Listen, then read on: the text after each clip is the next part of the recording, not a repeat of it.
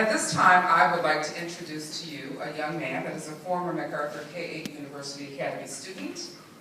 He is now currently at the University Prep High School here in Southfield, and he has always had that leadership quality. I remember that Royal Byrd and Tyler Washington played the role of President Barack Obama and Michelle Obama. And if you were to see the two of them, they really caught your eye. They took on the persona of those two people. And certainly Royal, I think even the president would have been impressed. So I've asked him to come back today because I'm sure he's been away now for a couple of years.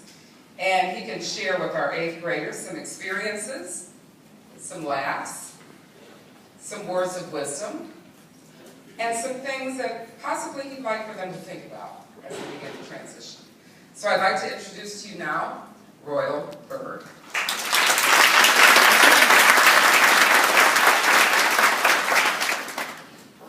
Thank you. Good morning. Good morning.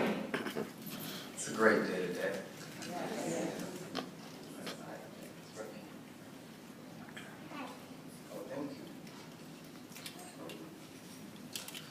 Well, first I want to thank Ms. Perry for allowing me to speak today and giving me the opportunity. I'm glad to be back with my MacArthur Wolves. I'm glad seeing everyone, Mr. Willis, Mrs. Johnson, Ms. Washington, Mrs. Simjack, and again, Mrs. Perry and Mr. Lake. Glad to see all of you. And the speakers who just spoke, you guys did a wonderful job, by the way. You guys did great. So, I am Royal Byrd. I attend the University High School Academy in Southfield. How many are going to university? Congratulations, it's a great school. I hope to see you guys in the hallways. At university, I serve on Dean's Directorate, which is a student-led organization where you must be hand-selected by Dean Williams to participate, and you pretty much do whatever she asks you to do. When the guests come in the building, you give them tours. When the media wants to do a piece on the school, they interview you. We run the school store. Whatever else she says, that's what we do. I also serve on class board of 2017, and I am the co-captain of our debate team. I'm on the Green Club for some reason. I don't know why, but it was just one of those things where you get to high school and then you just sign up. Don't do that. I am also a teen ambassador for Nordstrom. So I meet with Nordstrom executives every month to talk about our generation. And I just recently, Saturday, I found out that I will now be a student representative to the Southfield Public Schools Board of Education. And I will be introduced in that position tonight at the board meeting at Southfield Lake. So that's a little bit about myself. And today, I'm going to talk about, I'm not going to bore you with the transition of high school, and you know, high school flies by, it does, but I'm not going to talk about all that today. You guys have heard it enough. I'm going to talk about how to overcome high school and what to do in high school. I have not overcame it yet, but I know we're doing a pretty good job so far. So I'm just going to share some things with you. If I had to operate and speak under a certain title or whatever, I would say what to do when it rains. So can we talk about that? Are you guys excited? So rain in this case, of course, is going to be something negative. It's going to be something counterproductive, right? So the first thing you do when it rains, or what you check for first, is you check the forecast, correct? You look to see what is predicted, and you prepare yourself accordingly after you look at what is predicted. So in other words, you consult with the quote-unquote experts on what might happen. Layman terms, you turn on the news and you watch the weather, right? And you see that, oh, it's a chance of rain today. That's what Mom says, grab the umbrella. But with weather, we know that it's very changeable and it's very variable. So because of that, the experts have a proclivity of being incorrect, or a tendency of being incorrect. But the reason behind us checking the weather, or checking the forecast, is so we can see whether or not it's wise for us to go out into an open space unprepared. If you're following me, the open space is high school, right? So I'm saying, don't go into high school unprepared. Again, layman's terms, don't go outside if it's raining without an umbrella. So your open space is high school. Your preparation is your umbrella. All right? We're going somewhere. The reality with life and the reality with high school is that you must be prepared, and you spent 6th, 7th, 8th grade. We're just talking about middle school right now. Some of you, I'm sure I've been at MacArthur longer, but I'm just going to deal with your middle school years. You've spent 3 years in preparation. Spent 3 years building your umbrella. Okay? So you come to the conclusion that preparation has the ability to bear fruit or bring forth good results. Preparation. And in the midst of it bringing forth good results, you also recognize that it will rain. All right?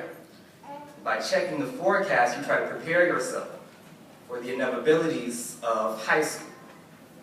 Poor grades and rejection, failure in relationships, friendships come down to stress, despair, too much work, annoying teachers, annoying kids, all of that. You prepare yourself for that. So you plan for and or prepare for the inevitable downpour of rain on your parade, or in this case, your high school experience. But the key in all of that is recognizing that you, being a MacArthur Wolf, cannot give up. That's key. So sometimes, here we are. So not only can you check for the forecast, but you bring an umbrella, but you also realize that the forecast may be wrong. So sometimes you may feel that, for instance, you aced a test, and you may not get the grade that you thought that you got. So you not getting the grades you thought you got is the equivalent of rain. You think you aced the test, that's sunshine, right? But you don't get the grade and you feel that that is rain.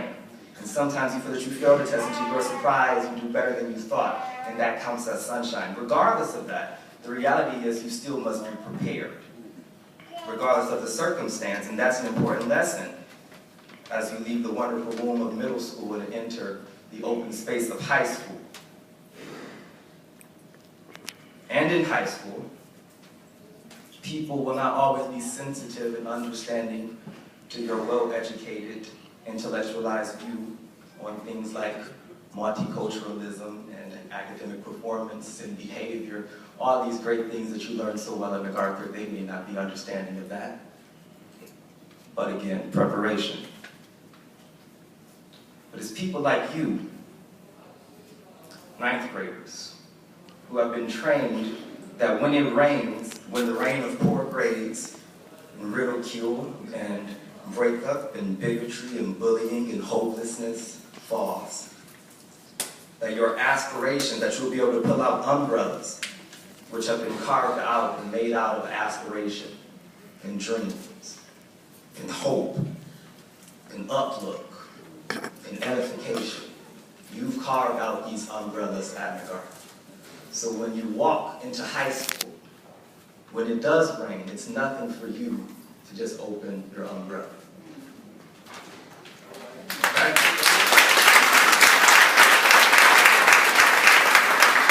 So you recognize and you realize you're able to see the rain. You're able to see the rain. Yet you don't believe that it will deny the legitimacy or validity of what you're doing. Because even though it's raining, you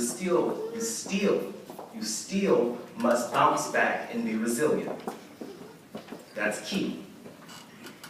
So the rain cannot validate you. The rain doesn't validate you. Your bounce back and your resilience is what validates you. Are you guys following me? Ninth grade? Yeah? All right. So that's what validates you. That is what makes you legit. The second point that I would make would be that the rain causes you to focus on what's really important. When it's sunshine, you have a proclivity to just focus on everything because the sun is shining. And it's just, everything's great. But when it starts to rain, you start to see that this is important, that's not. This person is productive, this person is pulling me back. You recognize all of that because things aren't going your way anymore, so you must figure out what is wrong. Right? The rain can equate to seriousness. It can equate to determination. Like Sunday night, when LeBron beat Golden State, when he looked up on Steph Curry, right?